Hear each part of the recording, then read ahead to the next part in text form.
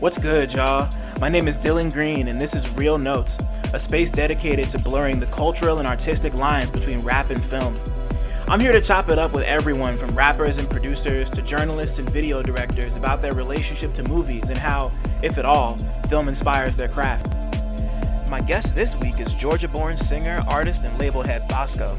We spoke about Snowfall, Insecure, having her songs featured on Insecure, what sync licensing means, love and basketball, Forrest Gump, Raven-Symone, Lauryn Hill, our respective relationships with music and movies as children, founding the creative community Slug, and how it's influenced her creative process. Come fuck with us.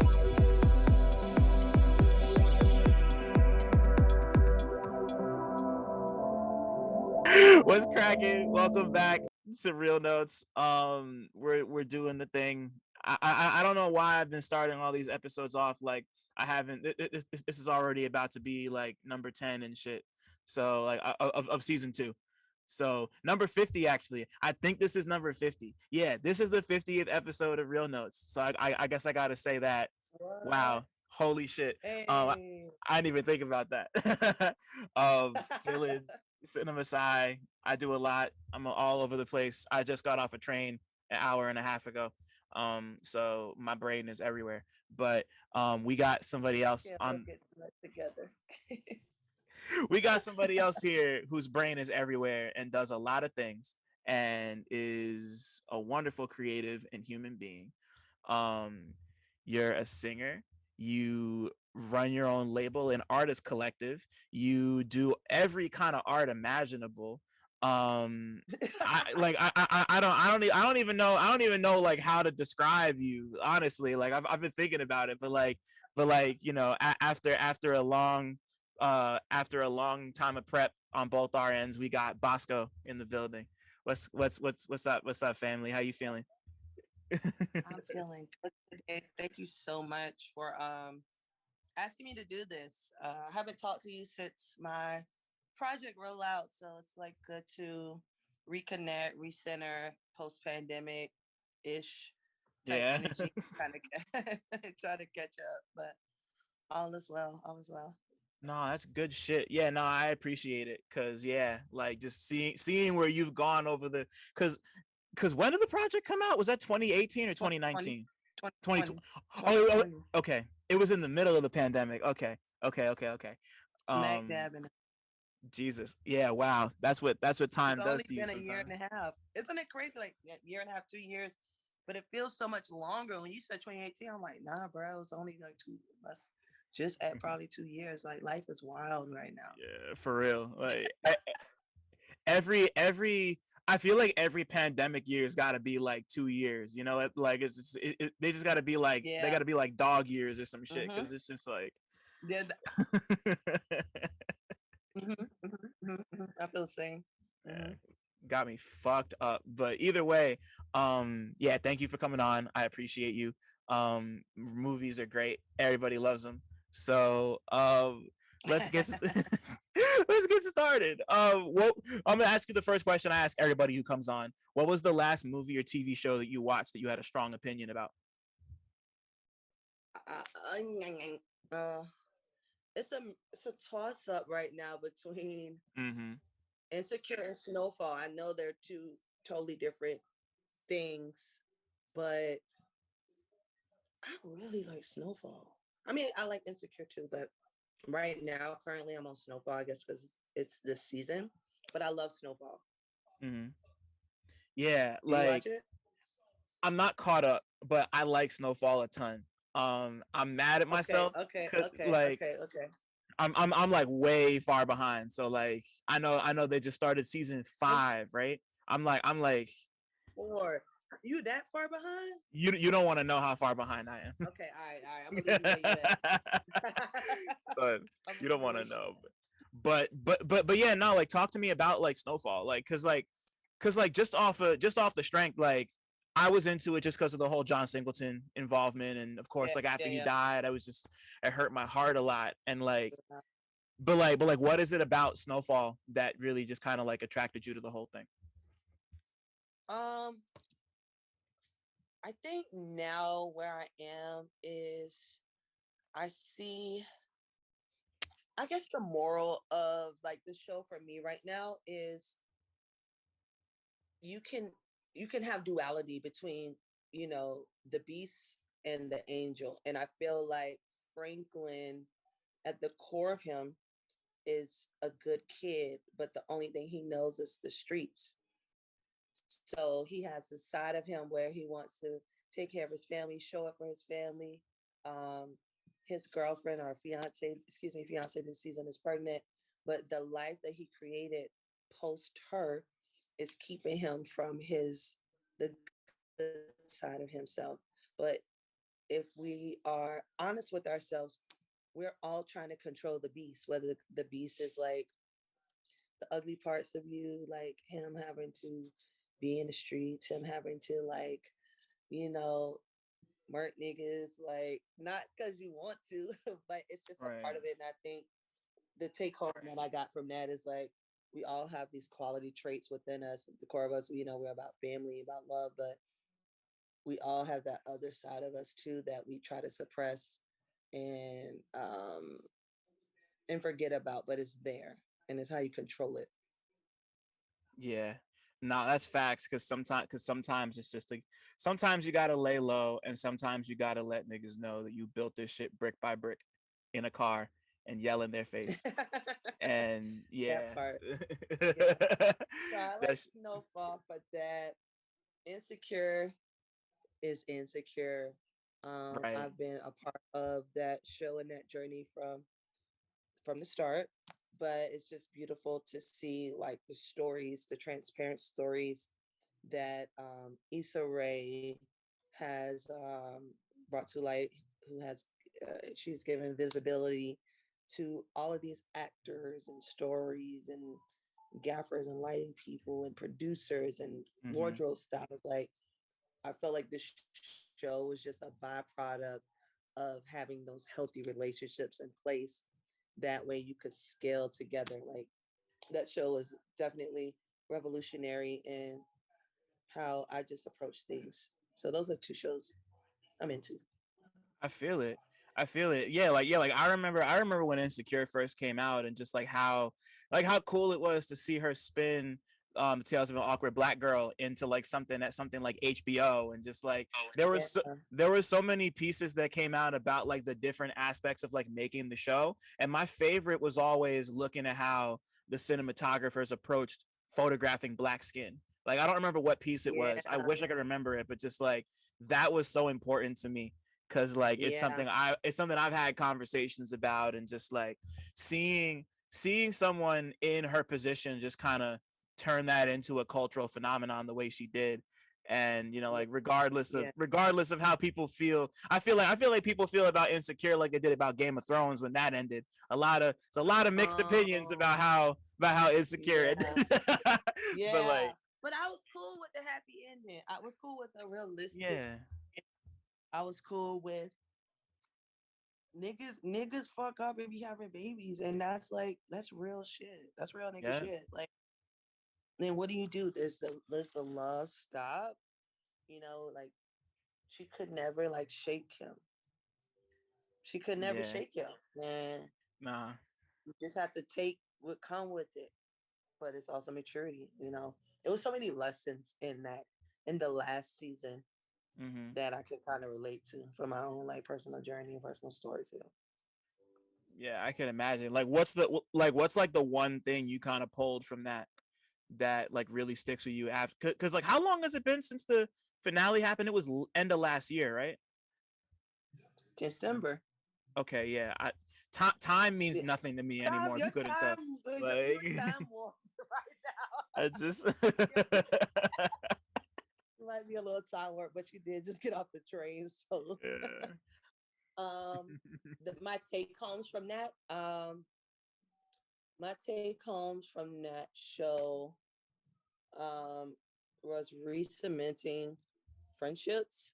I think with the pandemic, a lot of us forgot or couldn't or didn't have the capacity to know how to show up for each other. And I think reintroducing friendships was something that I kind of, took away from how her and Molly in the beginning It's about fun. Turned out they were coming into themselves, their womanhood, also their careers, but also trying to find love in their different journeys and lifestyles to get to that. But at the core of it, it's finding your soulmate. Like, yes, Molly found her soulmate in a guy, but truly her soulmate was Issa because of the friendship that they had built and all the stuff that they had went through or gone through together to be able to come to this like apex of like really understanding each other and really like, I know grace is like a trendy word right now, but you know, showing each other grace Yeah. in the times where they didn't know how to show up for themselves and definitely not for each other. So that was the take home I got from that. I will also say like the whole co-parent situation shit kind of hit home for myself as well, and like learning how to maneuver and navigate through those types of spaces. Um, let's see what else.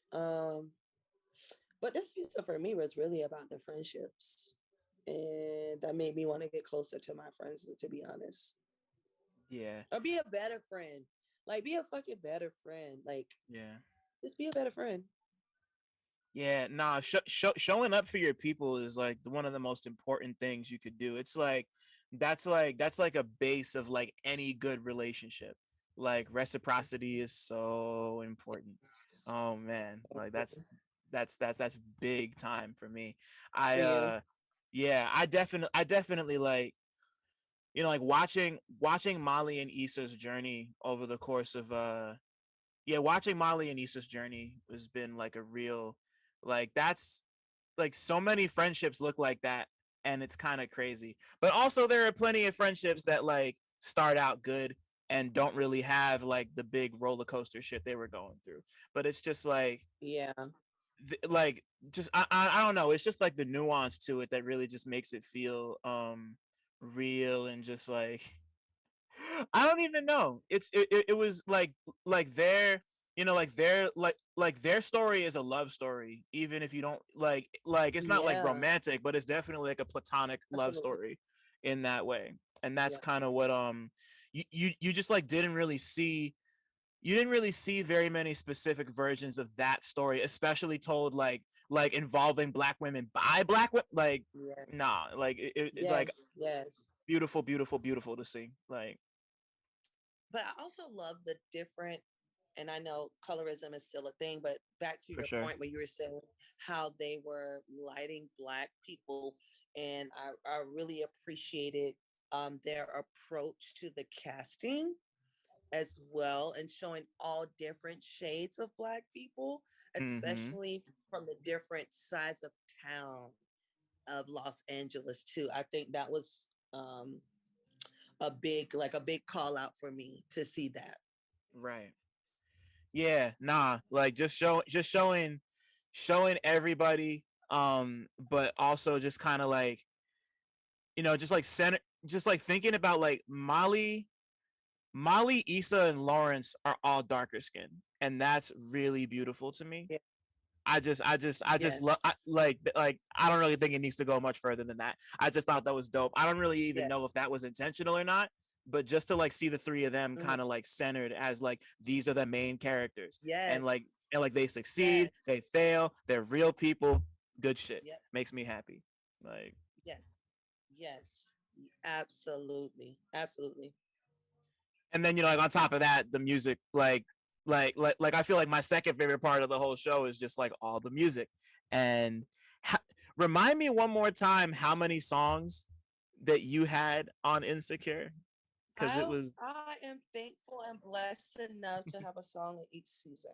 And I had yeah. two songs in the last season.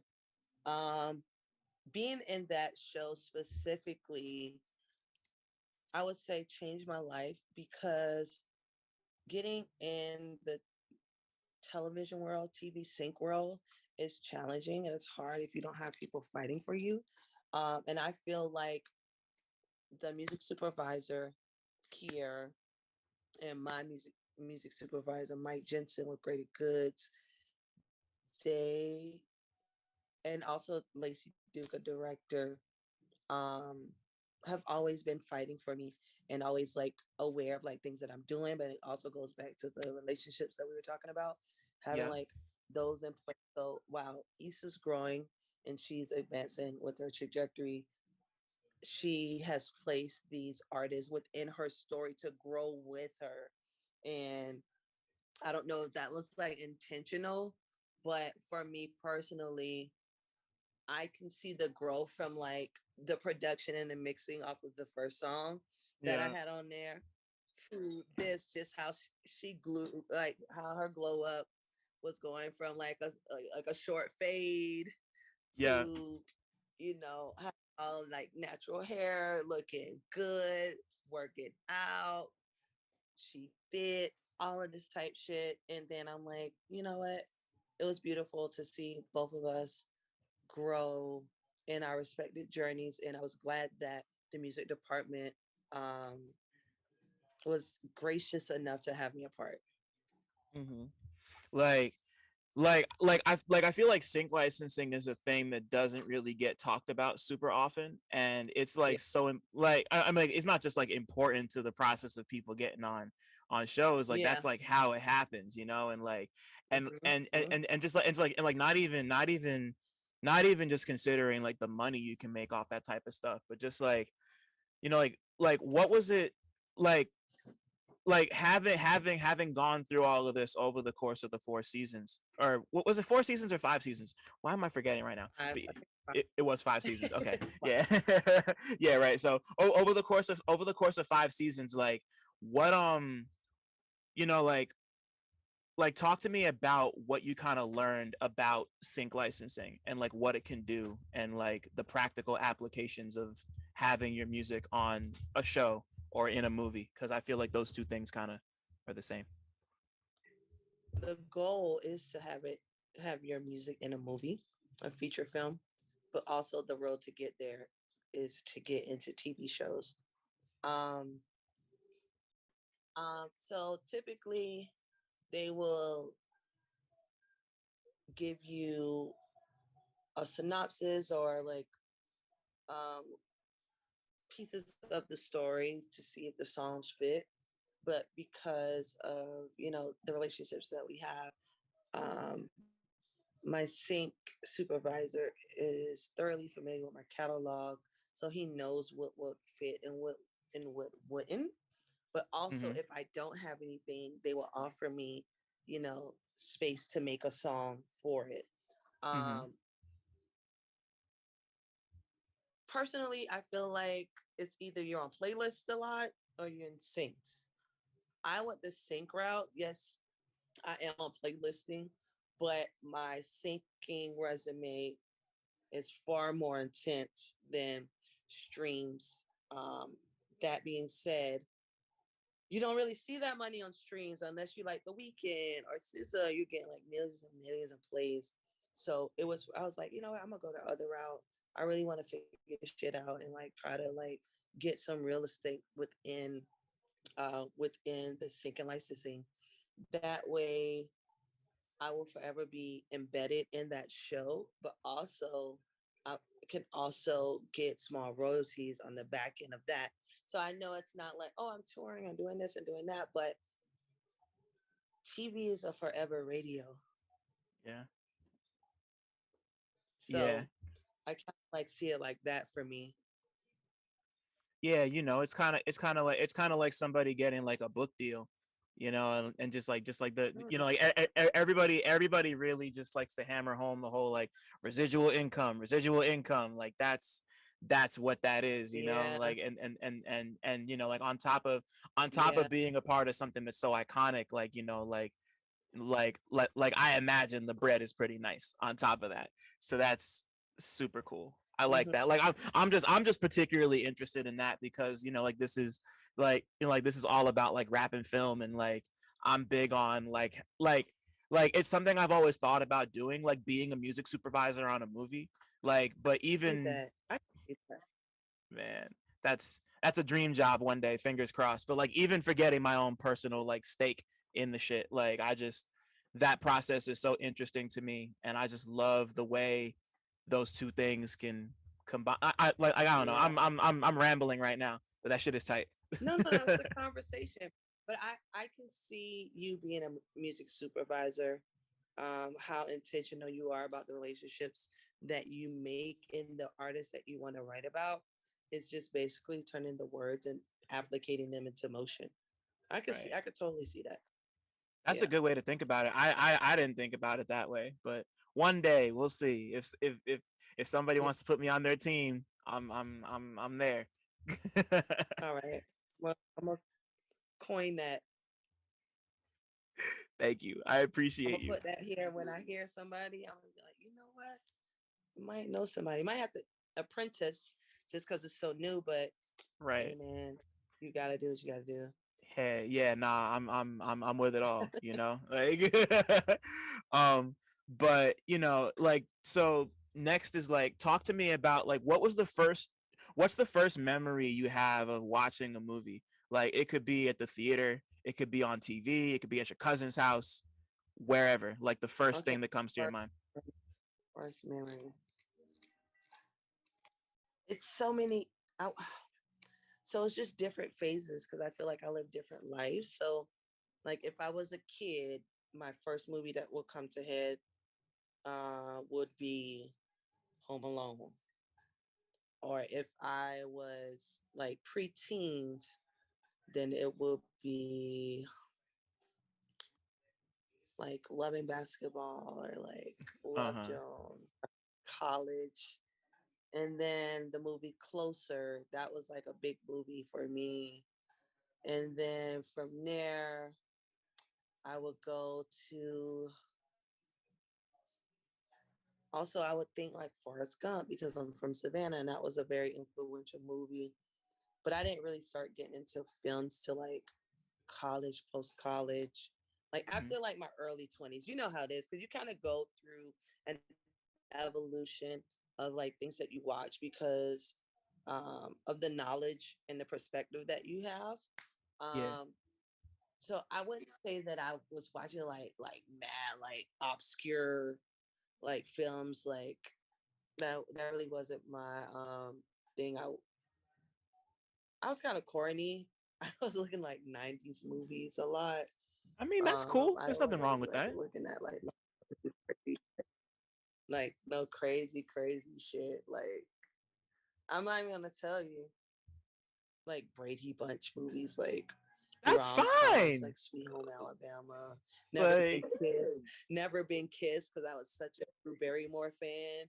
Um, what else did I watch?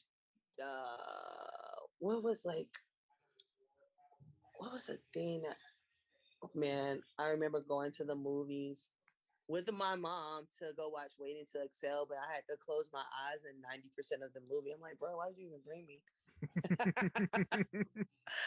I was like, Mom, that's something that's something you should watch with your homegirls. But you know how it was back in the day. yeah, You just go with your mom places.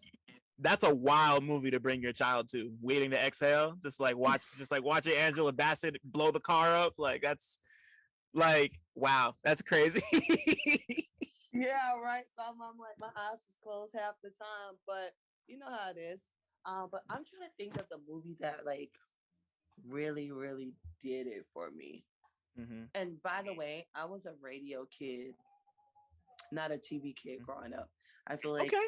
we wasn't as fortunate, so we had to like choose.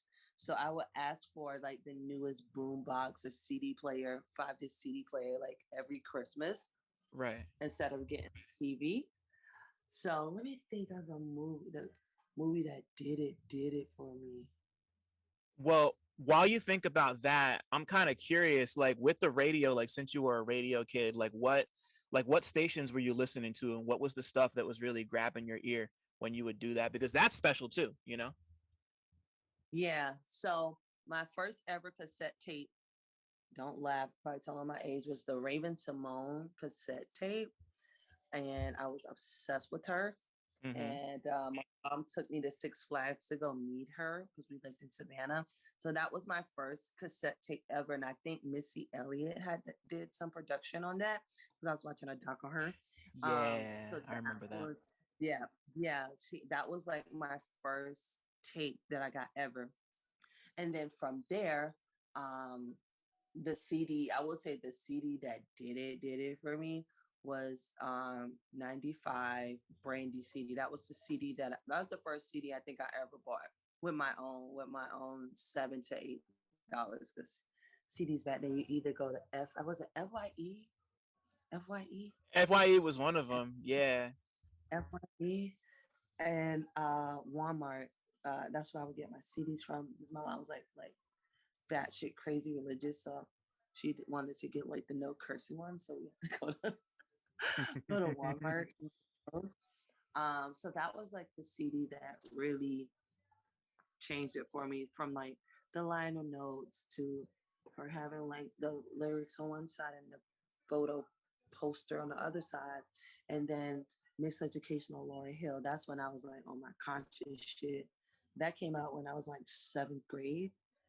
Um, that was a CD.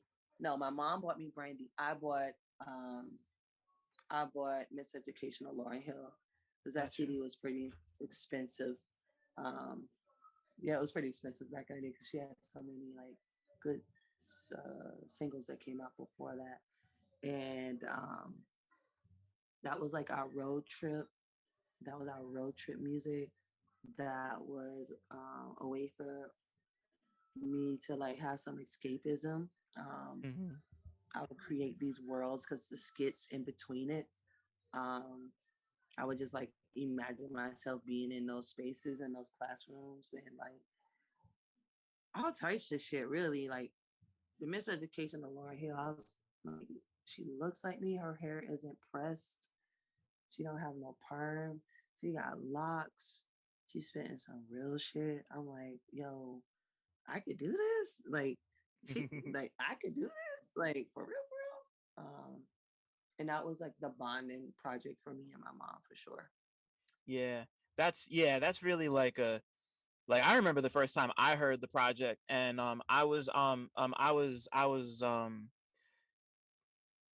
like I think I'm trying to remember the first time I heard it, but either way, like that project was really really special for me just because of like it was just so good, you know, and like I was just like learning I was just learning about Lauren's story, and just like the fact that she only put out that and then the unplugged album, and then just like having maintaining the legacy she's maintained with the Fuji's album and one solo album, and just like have it's One, just like she's like she was Jay Electronica before Jay Electronica. Like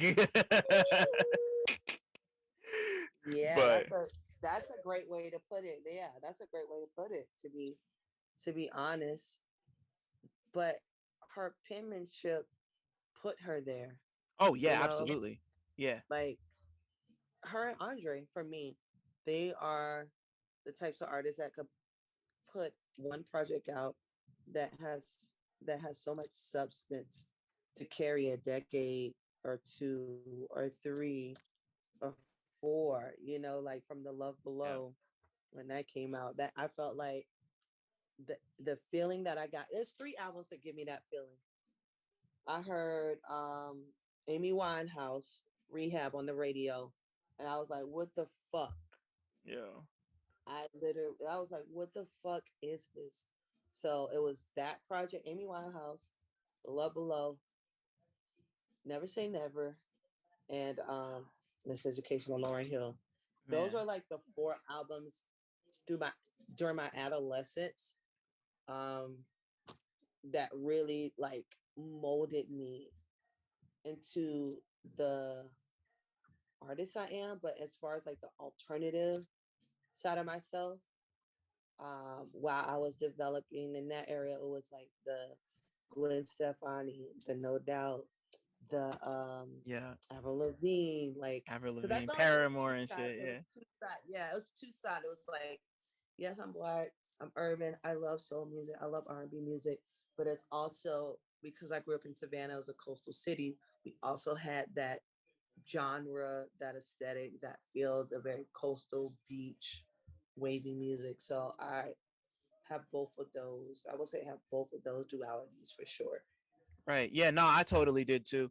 I grew up off a lot of like yeah, like my father bought Brandy's Never Say Never, and we heard that album. It was like that, Destiny's Child's Greatest Hits, and like Eric but Oh, Eric, like the Eric Benet album with like the blue and white cover. It's the one with Georgie Porgy on it. That's one of my favorite. I love that fucking song. I don't know why, but like that's like the Eric Benet. I forgot that was an era. yeah, like and that was like before my time, quote unquote, but like because I was a kid, but like my Yeah. dad had the album and he loved it. But I say all of that to say that like on top of that, like I had my No Doubt shit. I was big on Fall Out Boy and like Panic at the Disco and Paramore and like all of that I stuff. could see that. I'm also real into metal too, like huge. But like I just kind of like, but like at the end of it all, like rap and R&B was always kind of like my center. I mean, like I grew up in the burbs. I grew up in Montclair, which is it's right outside of New York City. So like Yeah. so like all those influences are just kind of like all around me too, and it was just like a thing. Like it was just kind of natural for everybody to just listen to whatever. Mhm. And there was something you said earlier. Oh, you said that your first cassette that you ever owned was the Raven-Symone album. I'm gonna tell you something because I remember when the That's So Raven soundtrack came out. Do you remember when the That's So Raven soundtrack came out? I She had remember like That's So Raven. Correct. she had like two That was a songs on Cheetah there. Girl. You were the Cheetah. Yeah. We had the Cheetah Don't Girl. tell nobody else the Cheetah Girl. No. I mean, it's too late. It's too late now. But like we had the That's So Raven soundtrack and the Cheetah Girls soundtrack. But like there was this like one song that was on there called Supernatural that I was just like obsessed with. Like I would just play that shit Really? over and over. I'm gonna send you the song later. I'm gonna find it. I promise. But like, Please. I Please. was huge on like all of that. Like and like I had missed. I had missed that early era because like because like the That's So Raven Cheetah Girls era was like when I was coming up. So like Yeah. I went back and found a lot of her old stuff and just like to hear that Missy had production on there is like like just like on my music history type shit. I was just like really really into that. Yeah. But nah, like like it's just beautiful to have like 18 different kinds of music kind of like funneling into you because like at that point you can kind of like really make a decision and be like, oh, this is the shit that I really fuck with, like on some like this is like I'm here forever type shit. Yes. And like that's one thing that I've definitely kind of come to appreciate about how diverse my musical tastes were back in the day and now still, but like like I'm definitely a rap baby. Yeah. Like that was like the one that grabbed me more than any other, like so but just to see I feel you is what I'm trying to say. I feel you. When you say rap baby, tell me like what rap were you listening to? So my family tells me my mother and father told me one of the first things I did when I first learned how to talk. You remember the Essex song I Got the Power? I think or maybe the band wasn't called Essex. I forget, but like I got the power. So apparently when we were driving around, I must have been like 4 or 5 or 6 years old. I just like rapped the entire song. Like I just like knew I don't remember any of that song. I don't remember any of that shit. But like that I'm so dead ass. Like that was like they tell me this story like pretty often. Like I don't remember this at all, but like I just knew all the words and they were like looking at me and shit. So like I guess it kind of started there. And then the first album that I ever owned like was Bow Wow's Beware a Dog. So like that's how it started for me. Cause I saw the Ghetto Girls video on TV and I was like, I need this album. Like yo, that's wow. Damn, like, wow, Bow Wow. Bow Wow was considered rap. That's even funnier. Yeah, and like the shit is like, good. Like I went back Yeah, like I listened to it like recently, and he was on some shit. Like, like he had JD in his corner at that point. He had Snoop Dogg on the Yeah. album. Like that was an album, man. Like I was 9 years old, and I remember when that Right. album came out, and I ran it, and I was like, that was when I was like, oh, I'm here for life. Like it's over. Like he was Really? he was the hardest motherfucker on planet Earth to me at 9 years old. Like I have Yeah. no shame in Yeah. saying that. Like That's like wild. Like, even to think there were only like two kids in the industry, like during that time, and then that's when if you think about it, Bow Wow really kind of paved the way for a lot of kid artists after him to come up. Because I'm even thinking about back in the day, he was in the rooms with all these older rappers. During that time, there was really no space for kid rappers, kid artists. And then slowly from there, Sammy would come up. What's Master P's son name? Lil Romeo. Lil Romeo, and Yeah. then Lil Fit, not Lil Flip, and then Lil that's Flip, when yeah. all these kid rappers were coming up like right after him. I didn't even think about that. Even he was on, what do you call it, Rap City. I remember when Bow Wow Mm-hmm. was on Rap City with JD, and I'm like, who's this little kid occupying these spaces, battling with these grown men? That shit's wild to kind of think about right now. Yeah, it is. And then like because like before that, the only example we had was Crisscross, and like Crisscross was not that. Like they were They not wasn't. that. like They like wasn't. They could yeah, have but went too. nah, like yeah, like I don't remember the whole story, but I think it kind of ended a little tragically. They could have they they like they were supposed to go further than they did, but uh but to answer the rest of your question, so I started there, and then like I just moved through like early 2000s shit, like like I was big on Kanye, big on Lupe, Yes. huge on State Property. Freeway's Philadelphia Freeway was one of my favorite albums coming up. Big on Cameron's Purple Haze. Huge on Outkast. Yes. Like Same. like the love, like Speaker Box of Love Below was everywhere at that time, and I had already heard, Yes. I had already heard some of the Stankonia stuff at that point. I just kind of like, Yes. I just kind of grabbed whatever I liked, like I just, and like, especially when the internet happened, like it was just like once the internet really became a thing, it was just about grabbing whatever you wanted type shit, and like I just Mhm. like another thing that I don't think I've talked about before with anybody really. I remember the first like 4 songs I downloaded off of iTunes when iTunes was a thing. Those 4 songs were Daddy Yankee's Gasolina, Khalees's Milkshake, Lil Jon's Snap Your Fingers, Oh, wow.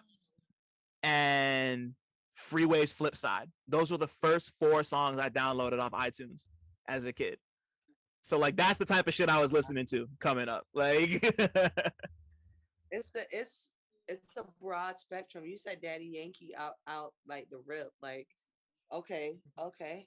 I don't even remember my. I'm even trying to remember my iPod situation. I can't even remember that shit. I think I had an iPod shuffle, so I didn't see the screen. right, okay. That makes sense. I think I wanted iPod, but I think my mom was like, "You're getting shoes or an iPad shuffle." I was right. like, "I'll get the shoes and the iPad shuffle." Yeah, that's wild. Yeah, what a era, and just like what a thing. Yeah, just like shoes or an iPod shuffle is just like that's a lot, you know. Yeah, man, we've come a long way. I'm so blessed. I'm so I'm happy. blessed. I'm happy for you. Like just yeah, like just once again, just to like see, but just like see the growth, even just over the course of the last couple of years. Like like I thought it had been 4 years, but but it hasn't. It's barely been 2, type shit. Like Like, seriously, like 2020. We're in a right. time warp. Yeah, I was nah. talking to a friend. today, and I was like, we haven't really talked about post pandemic trauma. Like, I know we're trying to get used to being out with people, but a large part of the routines that we have been doing for years, we haven't done those in 2 years. Yeah. And it's hard for us to find the footing again. So you're going back to a place that really doesn't exist because time got all warped. So I really want to figure out the science in that part. Like, Hmm. something is not clicking.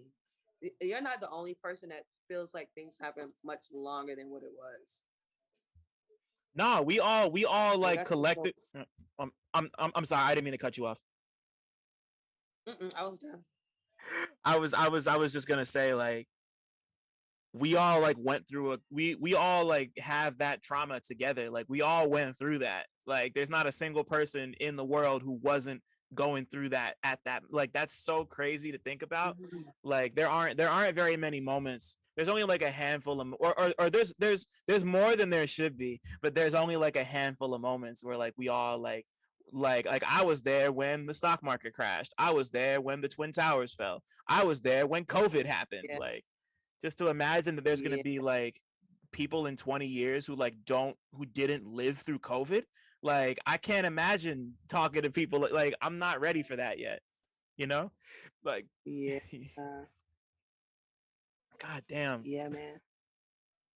Yeah, Shit. I hope I hope it's settled. Like, I think it's still happening, but we don't give as much visibility to it anymore because it's just like, all right, this is something that's going to be around like the flu, you know. Right. But I still don't know like the landscape. I think we have to focus on the war right now, so they kind of push COVID to the side. But that's a whole Yeah. nother podcast. Yeah, there's a whole other podcast. Before we, like, A, I love talking to you. B, what's like, because you mentioned Love and Basketball earlier, and that's a movie that I've kind of been waiting for somebody to bring up, and it hasn't happened yet. So talk to me. So talk to me about Love and Basketball, and like what it is about that movie that's so special to you, because like it's love and fucking basketball. Like, Okay, so funny story. We start out. I was so impacted by that movie for a few things. I don't know if I was in high school when it came out. Yeah, I think I was in high school. Yeah, I was in high school, or I don't know, it was middle high school.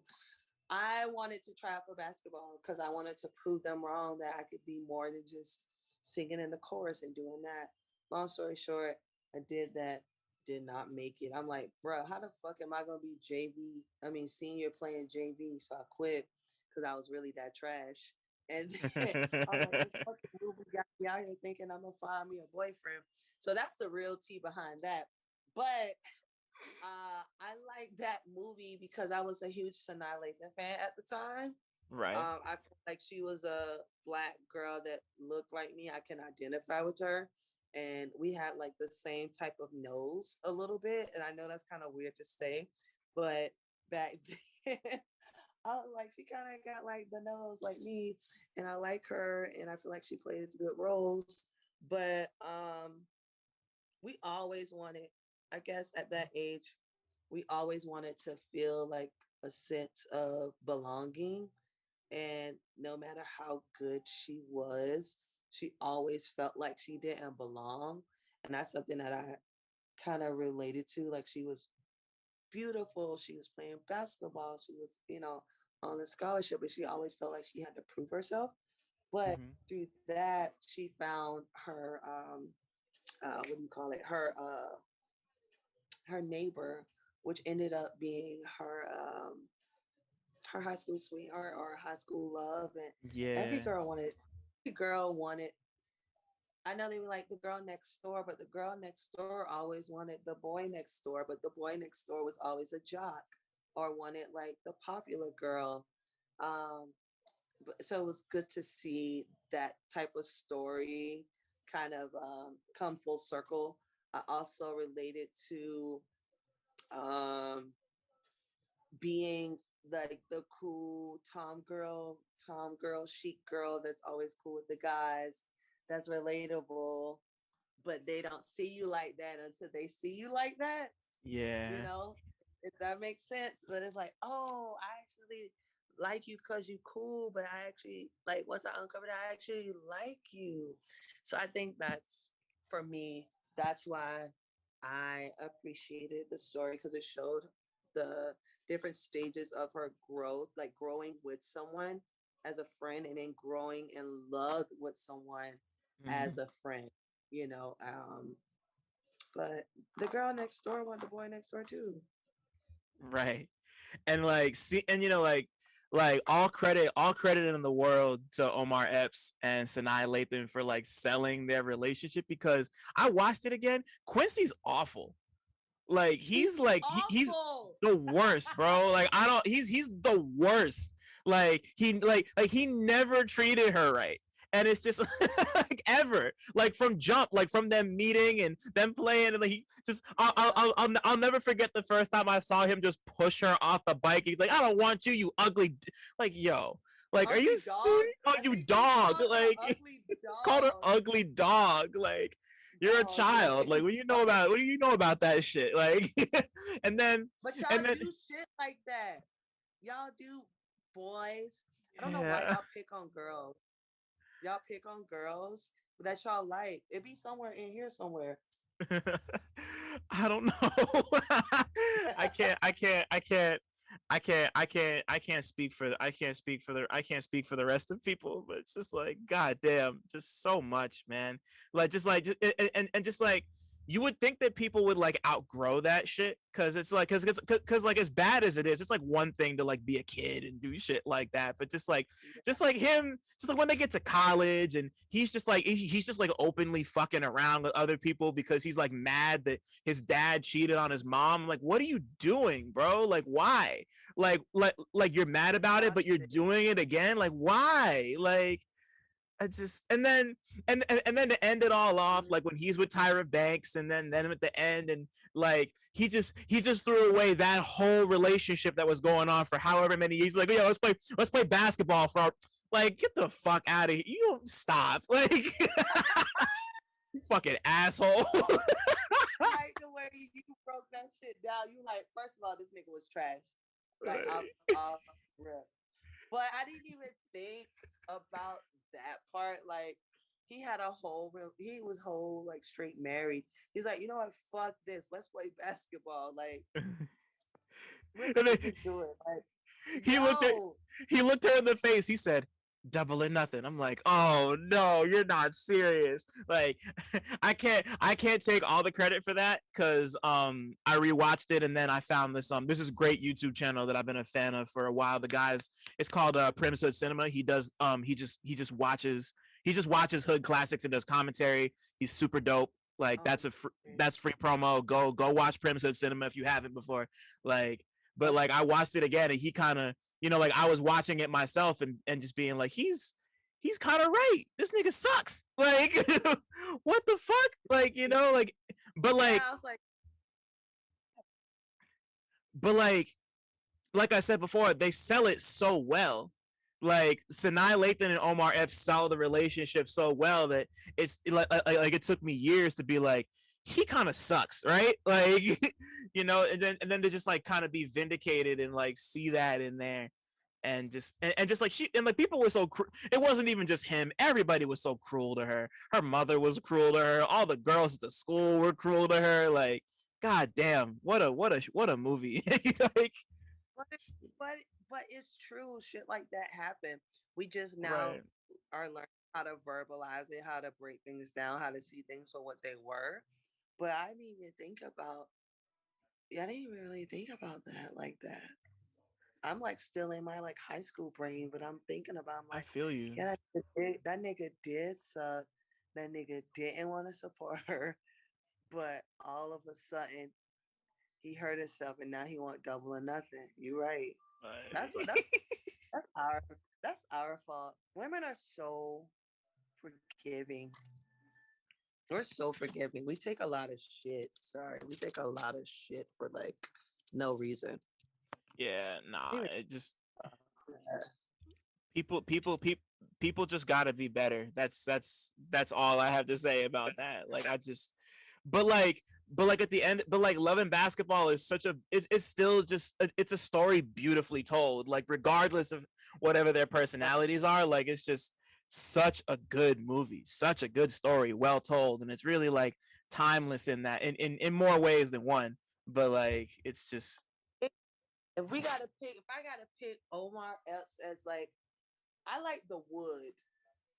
wow, that's a deep cut. Yeah. The Wood. Omar Epps is good. And then what else did he play in? Not Juice. Was it Juice? Yeah, he was in Juice. He was like he was the DJ and shit. Yeah. Yeah, okay, Juice. But it was something else, or am I thinking about? Am I thinking about one shit?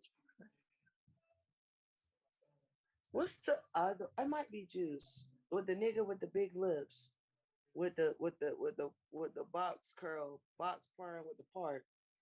I'm pretty sure that's Juice. I'm pretty sure that's yeah, okay, Juice. cool. Yeah. All right, cool. Damn. Cool. Yeah, Juice. Yeah. I'm second guessing myself, but I'm gonna say I'm pretty sure that's Juice. But It's either Juice? way, Okay. yeah. Okay. All right. That was a good one too. I love 90s black classics. Like I watch all the art shit too, like whatever, but Right. I love all that shit. Like Best Man. Mm-hmm. What else do I like? I'm not even gonna tell you a deep cut because that's gonna tell my age, but Jason's Lyric. Lyric. Inkwell, Wow.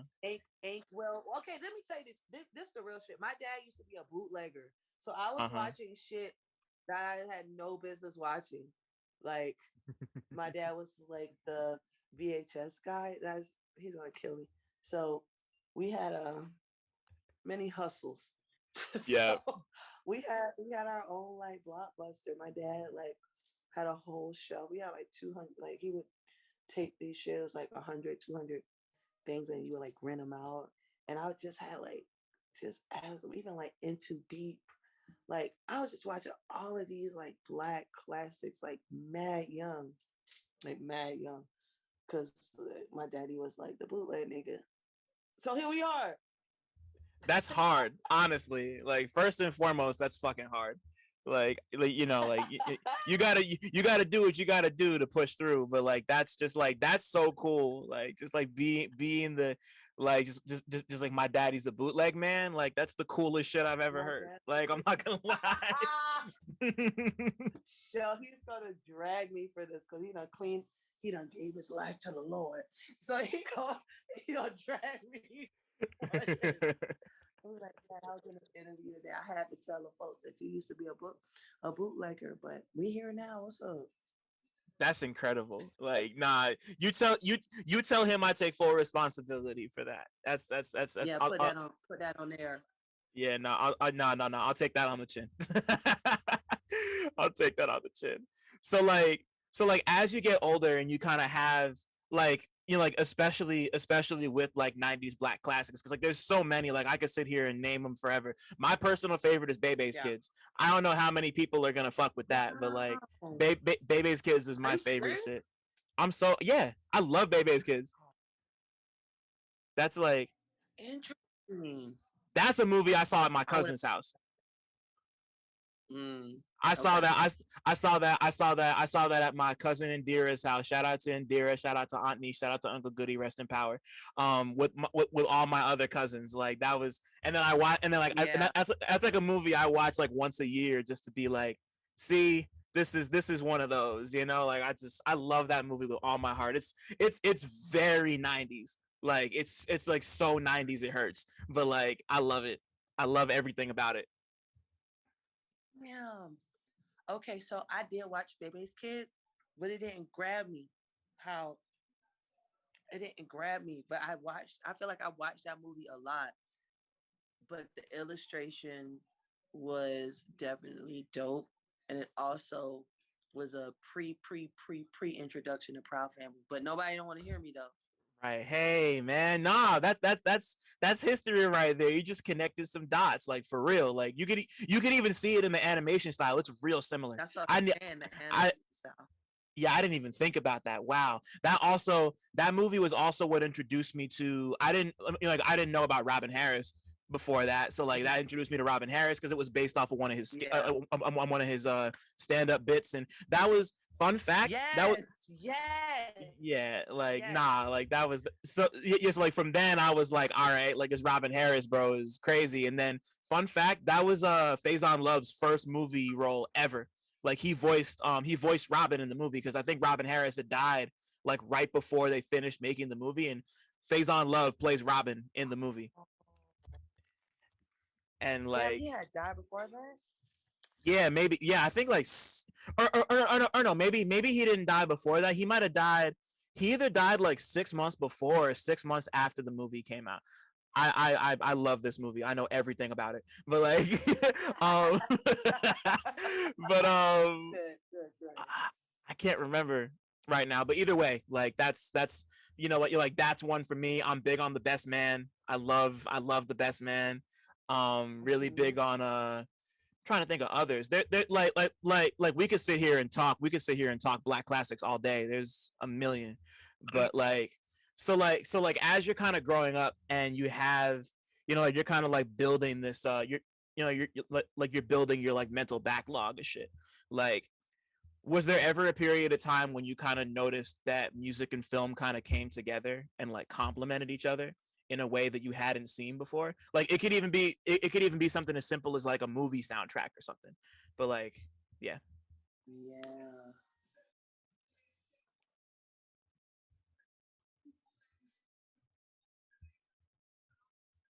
All right.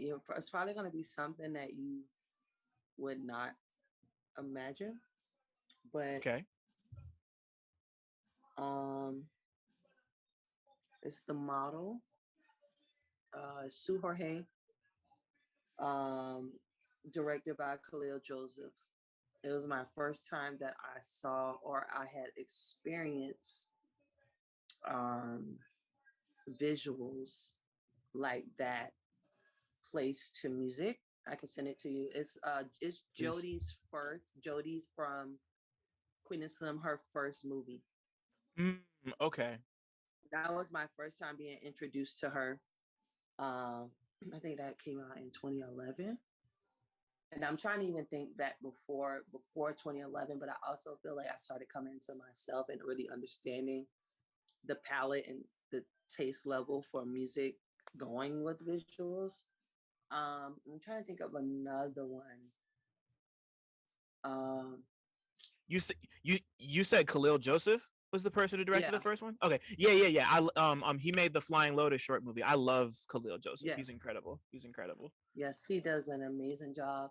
And I also would say Eternal Sunshine of a Spotless Mind. That was Mm, one that movie fucked me up though, talk like in the about it. best way. Yeah, was like, yeah. I was like, okay, there's some heady shit to be like where I was in my life and like how old I was. I don't know who introduced me to that. And then, because I love John Bryan, like Yeah. he's a beautiful composer. Um, and then what's another one? Everything else I could think of is like pretty like 2013. I'm just trying to. I think I was more into music videos during that time, but I think yeah, like 08, 09. Hmm. Yeah, it's like when I started like really paying attention to shit like that.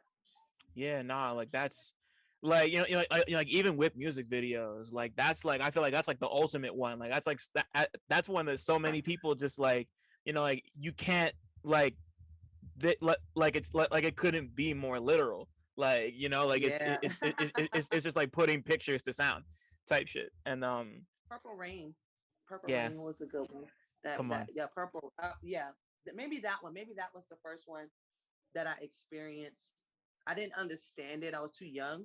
It might have been like 8, 7, like really young. I think I was like too right. young to really understand it. But I remember the feeling that I felt when my dad put the VHS in, and I remember this still so vividly. I think Prince got in a fight with his dad. The rain was coming, and like it was, I don't know what song was playing during that scene. Do you watch Purple Rain? Yeah. Have you seen it? Yeah. Oh, okay. It was, I can't remember that song, but yeah, maybe Purple Rain. I would say that. Yeah, Purple Rain. Yeah, I mean, like Purple Rain's a classic. You know, like that was Yeah. that, and you ever before we get too off topic, you ever see Under the Cherry Moon before? That Prince movie? No, I want to see it. It's Everyone beautiful. says to see that. Yeah, nah, it's that's one of my favorite Prince albums if I had to pick one, and I just Mm. like, yeah, like that movie is so, it's not perfect, but it's really beautiful, and just the way the soundtrack kind of works. And yeah, just it's yeah, Prince was something else. All his movies were cool. I like them a lot. All his movies. I mean, not to go out on a tangent, but I really love the approach of cinematography. They was the first real niggas doing short films for their projects. Like that I could think of. Like Moonwalker, I was too young to understand it, but I knew how important it was. Are you talking about Michael Like Jackson now? Okay. yeah, just between Michael Jackson and Prince, Yeah. they were the first artists that I could understand music and visuals. Right. And they did it in a short film. I'm like, what? Like, I didn't know you could do shit like that. Right. I'm sorry. No, go for it. I was just gonna say, like, that's what Hype Williams did for me. Like, I remember seeing so many Hype Williams videos coming Mm. up, and then on top of that, you know, like looking at it now, like you got somebody like Cole Bennett over at Lyrical Lemonade who does like all the fucking crazy videos that he does for like Yeah. JID. And I've been watching the Changing Lanes Kevin Gates video a lot the last like week. I don't know why that song just popped into my head, and like just watching just like watching how he kind of puts a thing together just really, Yeah. I don't know, like that video is beautiful to me, and I like that song a Kevin lot. Gates. Yeah. Okay. Kevin Gates. I think yeah, Hype Williams, Belly. Belly. That's a good Oh that's a yeah, good one come too. on. Yeah, I mean, like Yeah. Belly is Belly. Like the intro to Belly is one of my favorite movie moments ever. Like that's basically a movie in and of itself. Like the rest didn't even need to happen, honestly. Like, Yeah. He fucking nailed it. Like fucking nailed it. Yeah. Yeah. yeah, like man, like yeah, like I could, one of these days I'm gonna do a whole something for Hype Williams again. I already wrote a piece, but I'm gonna do something else. But like either way, like shout out to video, shout out to Hype Williams forever and ever. Um, so let's, we've already been going for a minute. That's so crazy. So like talk to me about when you first decided that you wanted to like actually like pursue music and not just have it be a thing that you like watched from the sidelines and like experienced, because it was like around, no, you tell me, I'm not gonna tell Yeah. your When I story. first when I first decided that I wanted to do music, um, I had auditioned for American Idol. I was in Right. sixth grade, fifth, sixth grade, and it was two auditions because this was during the time where tours or these things would come to the mall. So it was like one weekend was American Idol, the next weekend was Apollo. So I ended up trying out for both. Got to the round in American Idol. Got to the round before you went somewhere, and then Apollo got to. They did like a satellite. And I got third place. So I was pretty bummed, and I was like, you know what? I think I could do this shit. And I was maybe like fifth, sixth grade when I decided I wanted to do it, but I didn't know how to do it. I didn't know how to get there. Um, and I would just join choirs and little contests. I would even go as far as like, I wanted to be a VJ at one point. I was like, if I be a VJ, then they'll know I'm an artist. So I could just like transfer over and then like show up to MT. I had such these wild expectations that I thought how shit would work and how you can get in.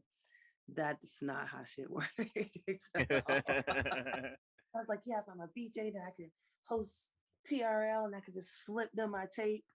That's not how that shit works. But Nah. I mean, watching Kanye, genius. Yeah. I mean, god damn, like I understand his genius now, but I also understand the trauma that he had to go through to get to where he is. But I also don't think he had dealt with rejection. um Nope. he's dealing with it now from a public eye, so Yeah. it's a lot of shit like going on. But I have so much respect for Ye after just watching that, and like his story and like his journey to music. And yeah, man.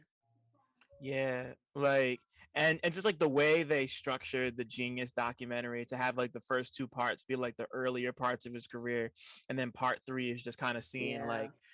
like how it all's gone like so wrong over the course of the last like 4 years, because he's just yeah, it like So wrong. it just completely pulled the rug out. Like I was like almost scared they weren't gonna do that, and then they did, and I was like, all right, cool, good. Like, we can't ignore that. Yeah.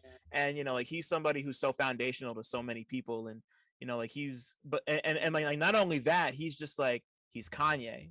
Like he's someone who's like inextricable from like 2 decades of fucking music. Like he's just he's complicated, to put it one Yeah. way. He's a lot. But like his influence Social on us, yeah, and like his influence on all of us and all of this is just like undeniable. It's a Yeah. lot. It's a lot. But I'm understanding this complex man. I'm understanding, like I don't have to agree with everything he does, but I also see that it's really the rejection. Like I really feel like that's the thing that in his head he's probably had to recondition himself to like, fight through so much, but he hasn't like addressed that. And I think that's Mm-hmm. why he kind of off the rails, because I know he sees himself as a god. He tells us that very often, but maybe he's still convincing himself because he had 15 years of like rejection. Yeah. And then on top of that, he's got a bunch of mental health issues he's dealing with, and he just needs help. That's that like especially after the whole him harassing Kim K. He needs help. He needs to get help, and I hope he gets help. Like it's just been so crazy to see him flame out, man, and just like he just needs help. Like I don't know what else to say, man. Like so if I remember correctly, you started releasing music, or no, not necessarily that you started releasing music when you were in college, but stuff that you were releasing had kind of started to gain traction while you were in college. So like talk to me about like making music while you were at school, and like when you kind of notice things really start to go up for real. Yeah. I would say I did my first EP like 0809, and I did that. That was like my first songs, my first everything. Like I wish that that wasn't the project that gave me notoriety, but that was also like the time where it's like Georgia and Lutro, Jay Davy. I was like young. I was super young. I always said I got discovered before I was ready. I literally went from like Savannah to like Paris. Like, what the fuck? Like, Damn. I don't know what the fuck going on. No media training, PR, just raw talent, just out there with no social media. Thank God. But Right. that's I started there. I started there, but things really started picking up for me about. I disappeared because I wanted to like rebrand, get my shit together. I would say like 2015, 2014, 2015 is like when things started really um, taking shape, taking form for myself. I dropped this project. No, I dropped a single with a Fool's Gold DJ, Treasure Fingers. It gained a lot Mm-hmm. of traction, and then they wanted to work with me. Like, oh, let's just do a single deal. Single deal went to an EP deal, which I got in 2015. Worked my ass off for that shit, Yeah. and then I was with Fool's Gold for like 4 or 5 years. But I would say B would be the project that I felt like I was my most self because I didn't have a lot of outside distractions and people telling me what they think or thought I should have done because of how I started. Um, and then B project came out in 2017, and the rest is kind of history. I would say that's kind of like the thing that really put me in a position that I am now was taking that first step with the B project. Right.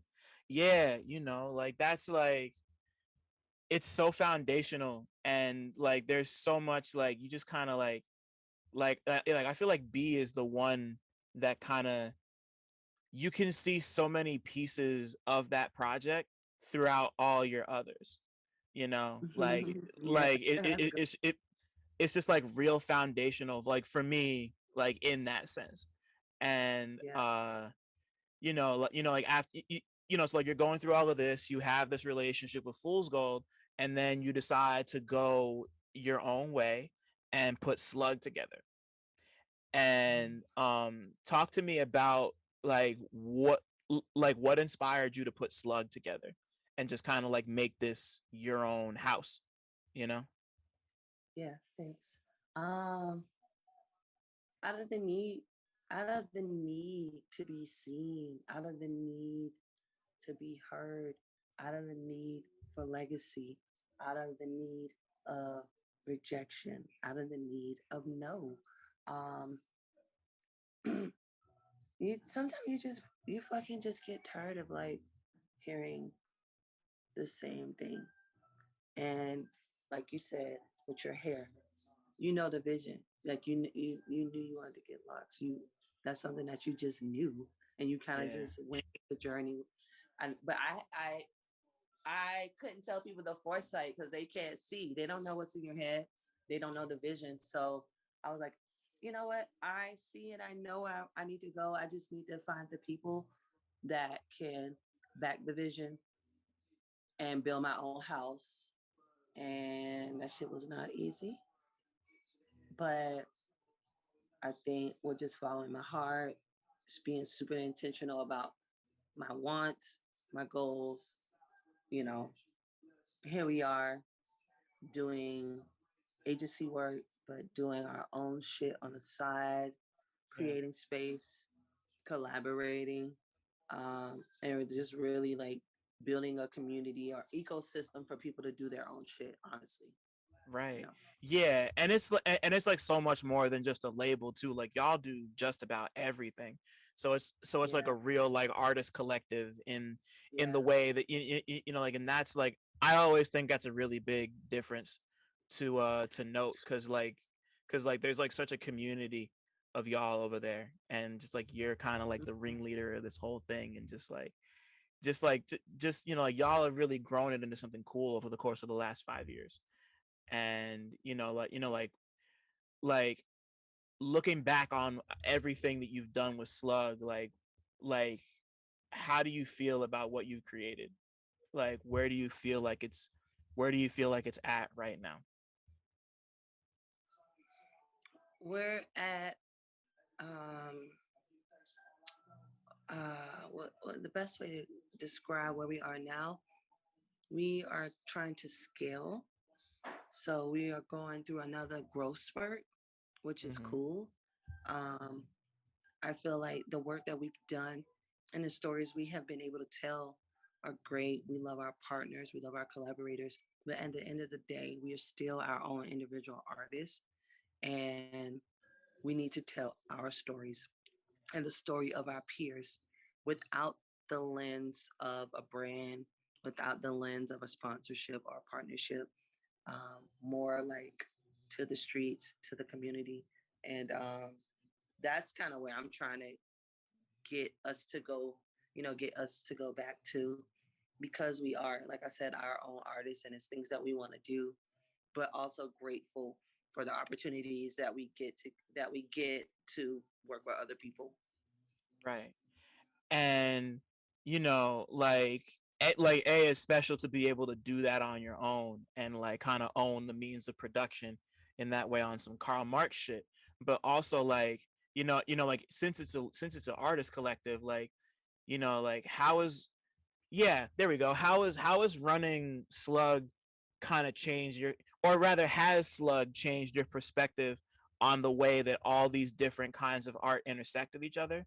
Like between, like between you making One Day This Will All Make Sense, and like just like film and art and marketing and everything, just like the way it all comes together. Like, has that changed for you at all? That was a really long way of asking that question, but like, yeah.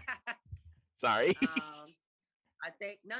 I think that with each vertical, or with each thing, I'm learning how to be a better leader, a better communicator.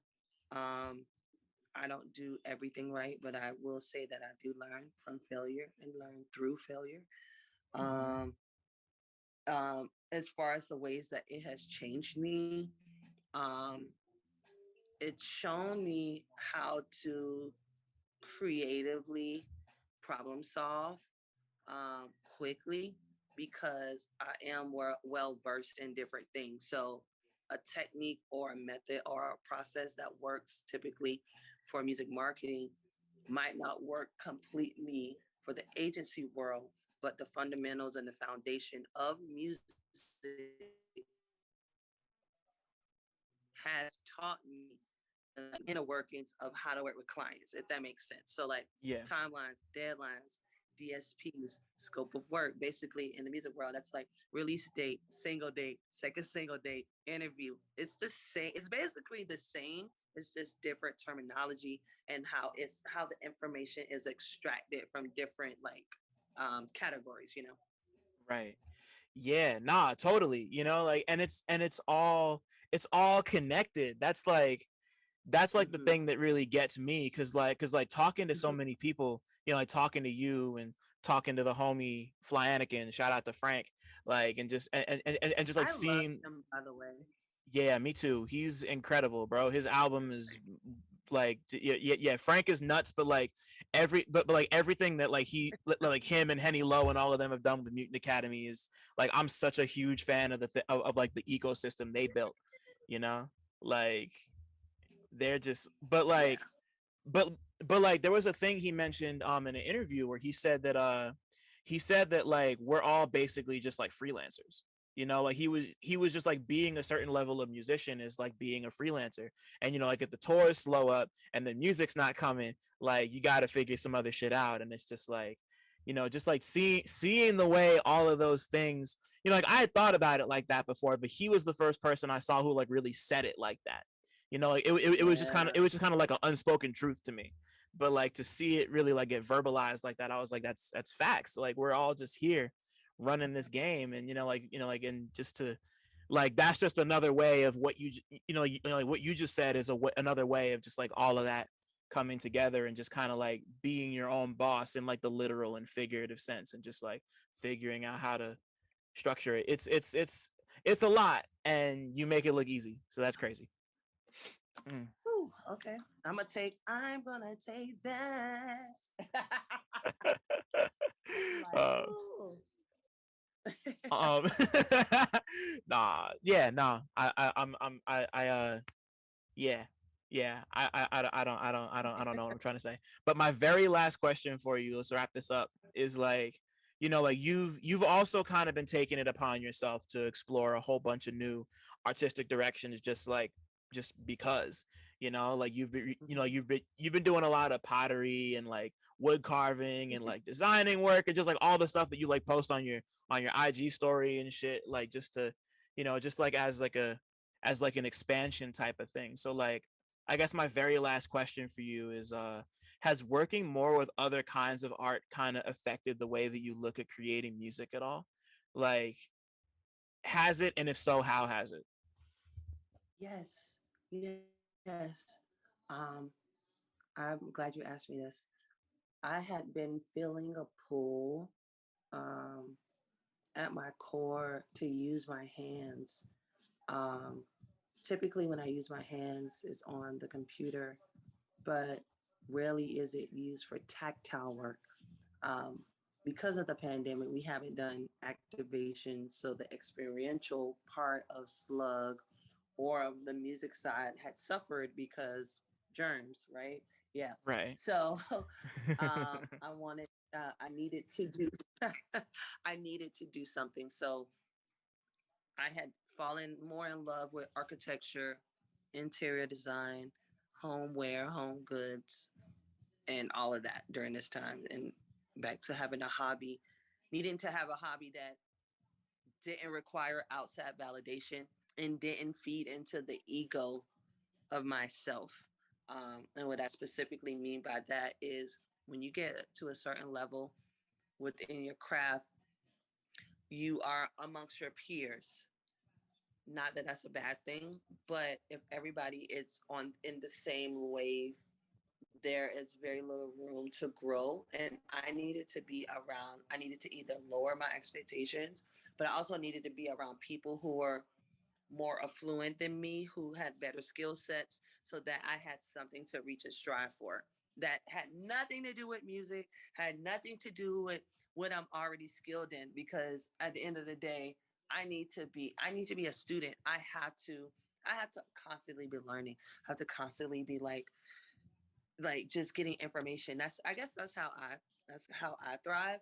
Um, but to bring it back to your point, um, using my hands specifically for ceramics and home goods has made me approach music. Not that it has come, but I'm playing guitar, I'm using my hands more now in different things, but also the application of what I want to present my music next time is more like I'm creating the music for this thing to live into like a soundtrack or a playlist, or the music is centered around this feeling versus like, oh, I'm just going to drop a EP, drop a thing. The music is the soundtrack for the commercial. Right. And that's kind of how I want to approach this. Very much like how everybody knows I'm a Tyler fan, how he creates the music for golf. It's the world, how he creates the music for Louis Vuitton, how Yep. he creates these worlds through sonics, but I'm making products now and the music will come through that. So the colors, the tones, the curvature of, the plates and like all of that type shit. So um being more like experimental, but more experimental in like sketchbook style music. Okay. That, yeah, like I love the idea.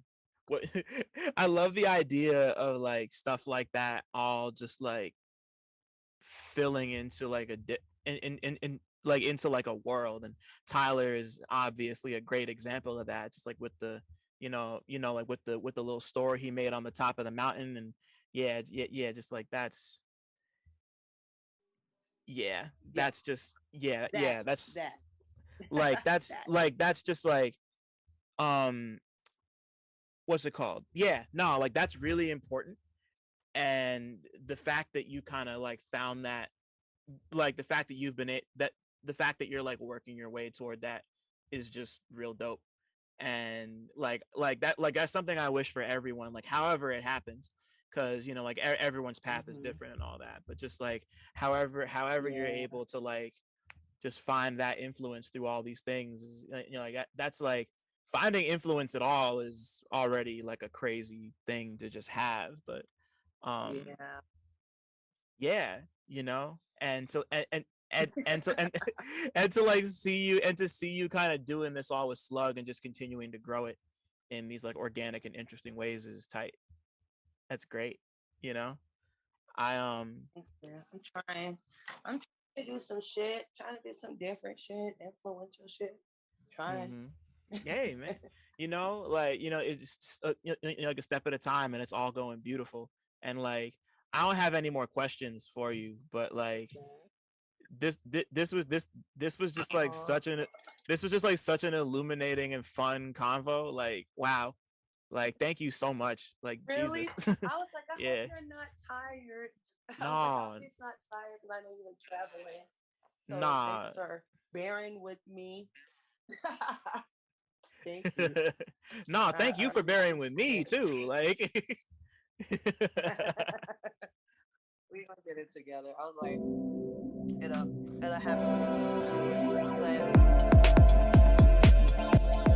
Thanks for listening. Shout out to y'all for making it this far.